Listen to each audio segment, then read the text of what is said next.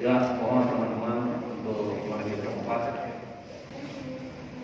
Ya, saya hormati Ibu Wakil Kota, Pak Bupati, Pak Polres, Pak Nadiem, Ibu Sekda, Ibu Asisten, Pak Asisten, Kepala PD yang hadir, dan adik-adik sekalian, para awak media yang saya banggakan dan mencintai. Pertama-tama, marilah kita menjaga bersyukur kepada Allah Tuhan Yang Kuasa, karena di kesempatan sore yang berbahagia ini kita masih diberi kesempatan untuk bersilaturahim dalam keadaan sehat. Terima kasih atas segala kesempatan dengan undangnya yang lebih mendadak, karena situasi dan kondisi sekarang ini memerlukan kecepatan dan ketepatan dalam rangka pengendalian corona di kota-kota. Sudah sama-sama kita tahu, ya sama-sama kita lihat, dan mungkin ada di antara kita sama-sama kita rasakan. Segala semangat yang kita punya, dengan segala keberhasilan yang kita punya, dengan segala kemampuan yang kita punya, saat inilah kita ingin menyatukan sebuah visi dan misi kita, sebuah kolaborasi di antara kita, sebuah akselerasi di antara kita, agar kondisi yang saat ini yang kita lihat di berbagai media supaya bisa kita atasi secara baik. Nanti secara menyeluruh kondisi saat ini atau perkembangan corona, nanti saya akan minta kepada saya Pak Dr. Bahar akan menyampaikan secara jelas perkembangan corona di kota ini sampai sore hari ini. Tetapi saya katakan bahwa Montan ini berada di zona merah, dan Balikpapan telah ditetapkan sebagai zona PPKM darurat. Artinya kalau darurat berarti itu sudah selesai. Jangan sampai terjadi di kota kita. Namun ada sekalian, khususnya awak media, mempunyai peran penting untuk membantu pemerintah dan Satuan Tugas COVID untuk membagikan informasi-informasi kepada masyarakat secara positif. Sebelum saya persilakan kepada baik Menteri Kesehatan maupun sobat-sobat saya Forkopimda, tadi kalau di Istana Sarwatik diputarkan yang kita lihat, ini hanya sebuah pengantar saja untuk kita. Ya, atau mungkin sudah viral juga di antara kita, tapi tidak ada salahnya kalau saya putarkan kembali ini. Ini ada salah satu bagian yang menurut saya sangat baik untuk kita lihat. Ada banyak yang bertanya, tolong jawab dengan serius. Ini serius. Di banyak yang bertanya di medsos, supaya sekali jawab enak sih. Ustadz, bagaimana pendapat Ustadz tentang penutupan masjid selama PPKM di Jakarta? Satu, saya pengikut fatwa Majelis Ulama, bukan pribadi. Ustadz manapun saya lebih memilih Ustadz Majelis Ulama, bukan pribadinya. Namanya majelis, kumpulan orang-orang hebat di dalam Majelis Ulama. Di majelis itu ada ahli fikih, ada ahli sejarah, ada ahli bahasa, ada ahli filsafat, ada ahli sosial, semua berkumpul, bermusyawarah dan memutuskan rumah ibadah di PPKM untuk sementara dianjurkan untuk tidak datang ke masjid. Tapi di Jakarta, bukan di Pindrang. Tidak semua masjid di Indonesia ditutup, khusus Jakarta. Kenapa Jakarta? Terlalu banyak korban COVID. Maka Majelis Ulama menganjurkan untuk sementara beribadah di rumah. Itu yang kedua, berkait ini. Bertanya, kenapa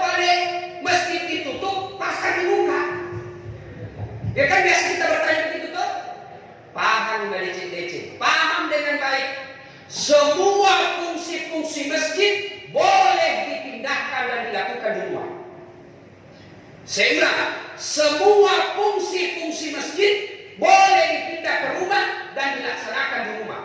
Apa maksudnya? Sholat berjamaah boleh di rumah, berdoa boleh di rumah, ngaji boleh di rumah, zikir boleh di rumah. Tapi fungsi-fungsi pasar tidak bisa kau pindahkan ke rumah. Mau beli beras, tidak ada beras, ini kau di rumahmu. Cocok kok Pak, beli beras kok. Habis gas, mau masak kebutuhan pokok, tidak ada. Kalau tutup semua, di mana kita beli? Dan tidak semua juga pasar dibuka, hanya pasar-pasar tertentu. Yang ketiga, Bapak Ibu Saudara-saudara sekalian, bijaksana dalam menerima pesan-pesan media sosial. Karena ada pesan media sosial yang sentimen memang dia share saja yang benci-benci. Habis energi, habis tenaga hanya untuk berdebat.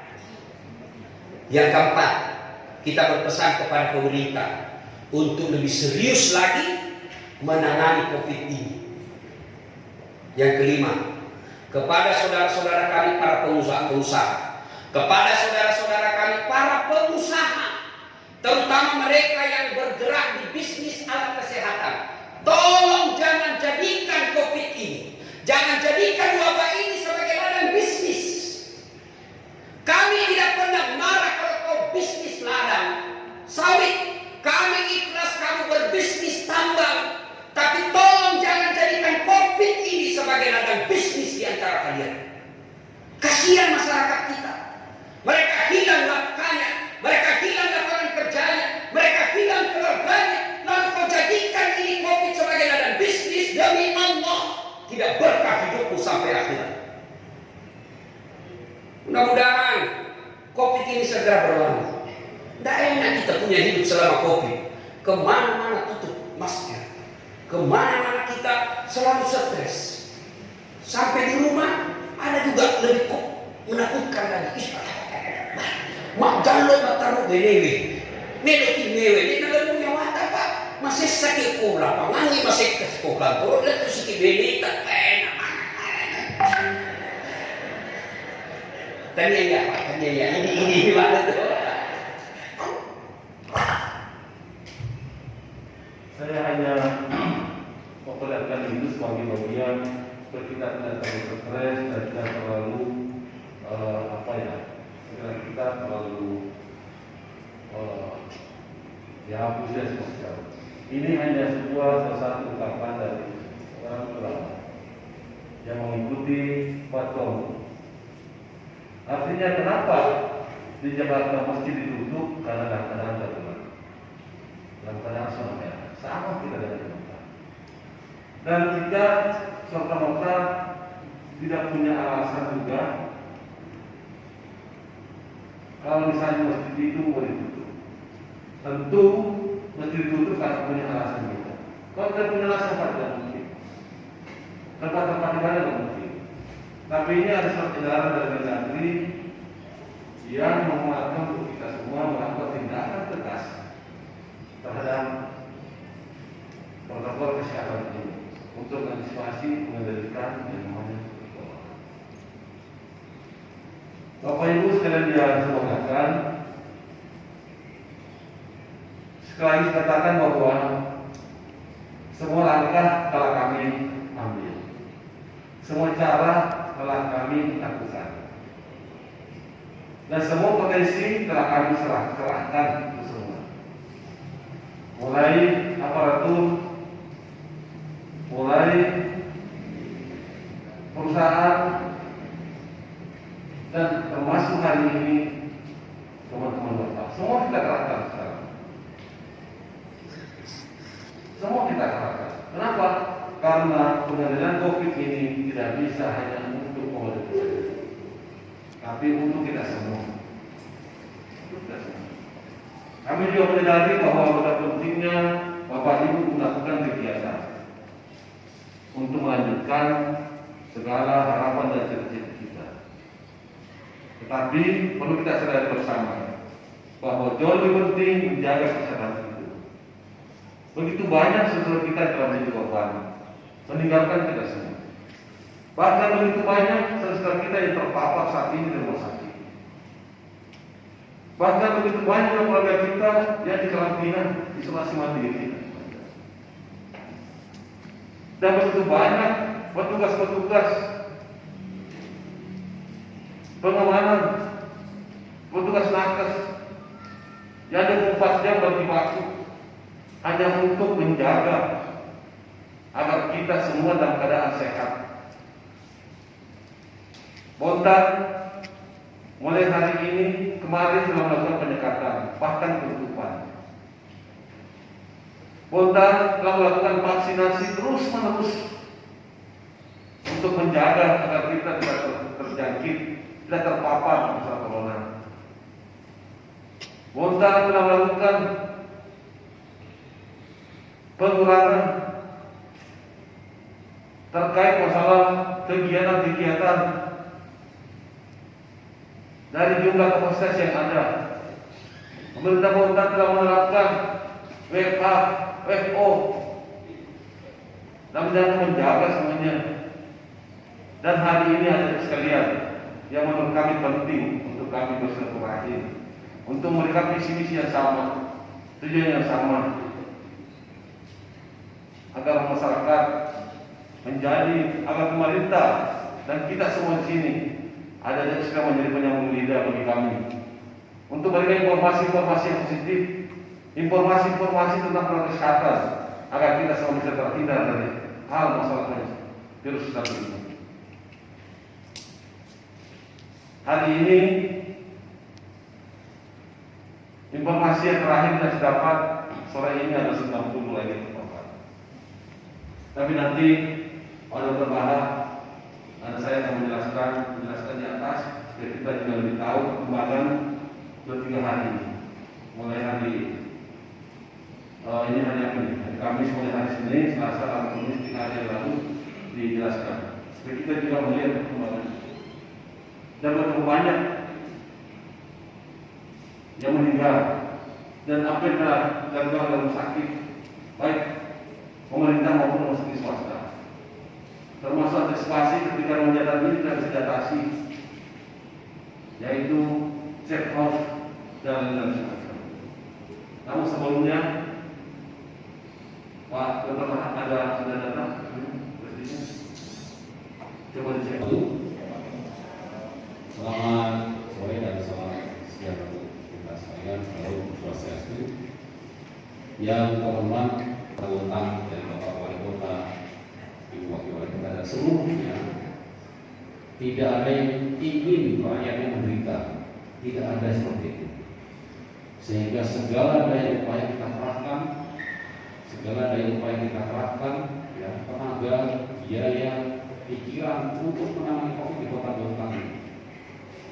Kami juga sangat cerita lah, karena nanti tahu sendiri bagaimana kita pagi vaksinasi, malam patroli, sore penyekatan.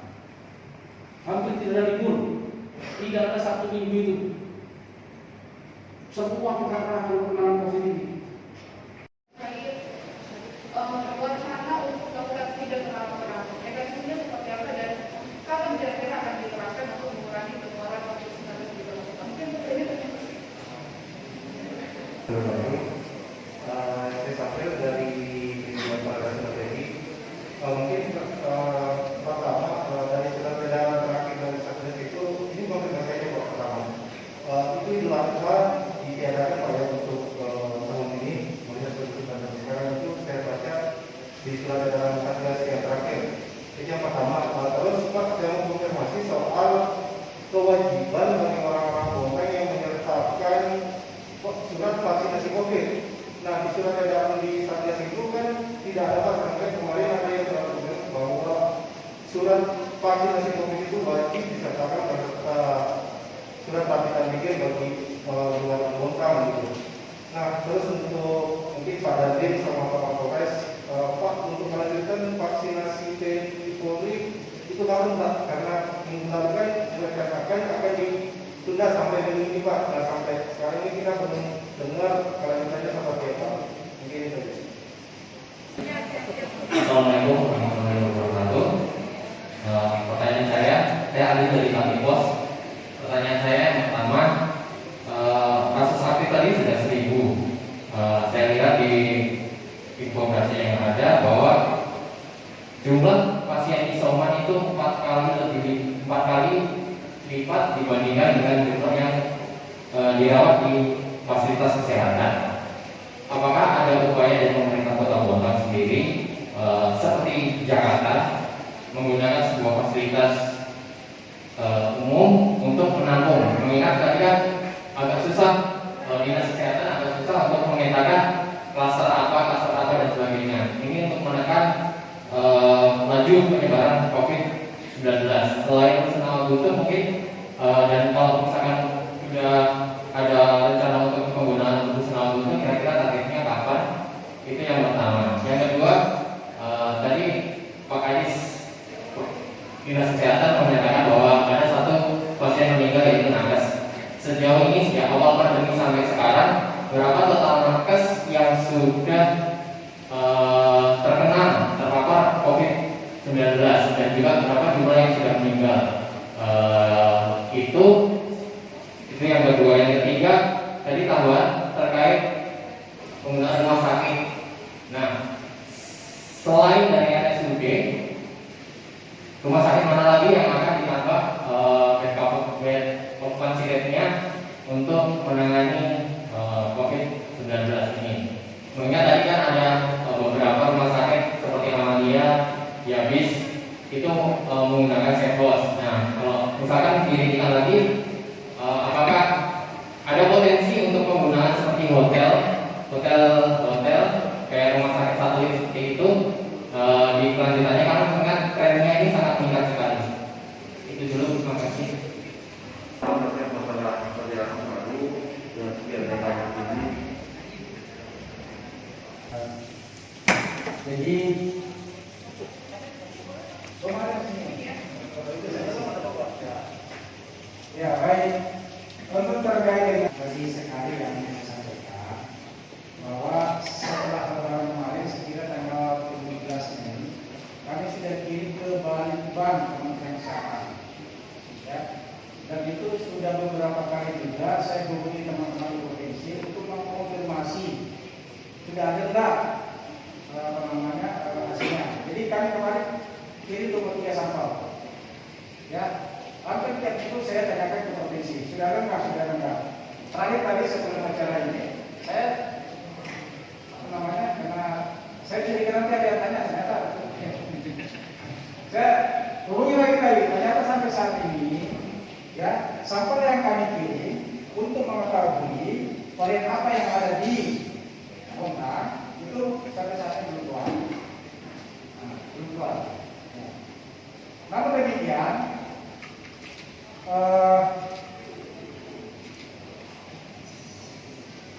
saya tidak mau berspekulasi ya terkait dengan perayaan di kota, tetapi melihat masifnya penularan ini, bahkan hari ini itu ada 17 anak-anak yang terkonfirmasi. Jadi anak itu 0 sampai 18 tahun. Itu ada 17. Nah, 5 diantaranya adalah sementara yang varian Delta itu memang banyak sekarang yang menyerang anak, 17,3% rata-rata itu menyerang anak. Nah, itu hampir sama persis dengan data yang ini. Coba 17 orang dibagi 90 hampir sama, ya. Ini sekitar kita.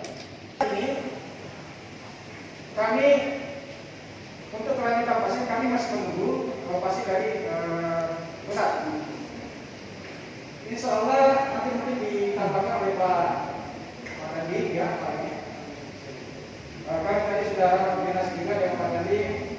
Ada sekitar 15.000 yang dosis kedua antri untuk mendapatkan vaksinasi. Dan pokok masalah sekarang adalah kita hendak menyediakan tempat bagi saudara-saudara kita yang terkonfirmasi yang membutuhkan tempat tidur untuk perawatan. Ya, ini masalah kita kan sekarang itu. Namun demikian, tidak menutup kemungkinan kalau misalnya nih ada saudara-saudara kita yang misalnya rumahnya tidak representatif dilakukan isolasi mandiri di rumah, ya mungkin Pak Lurah, Pak RT akan menyampaikan ke kami, akan merekomendasikan ke kami, Puskesmas akan merekomendasikan ke kami untuk dilakukan isolasi mandiri secara terpusat. Itulah nanti kursinya harus utama, ya sebagai stop. Nah, sampai saat ini belum ada, ya. Nanti kita sudah siapkan, kita sudah ini sudah teman-teman tadi sudah ke sana juga, ya persiapkan ke sana. Teman-teman sekalian, saya tidak tahu persis sudah ada berapa, maka sejak tanggal 23 Maret tahun kemarin sampai sekarang saya tidak tahu persis, ini saya tidak ada data. Tapi dari semua yang terkonfirmasi itu nilai semalam ada yang tinggal satu, ya ada yang tinggal satu semalam. Selanjutnya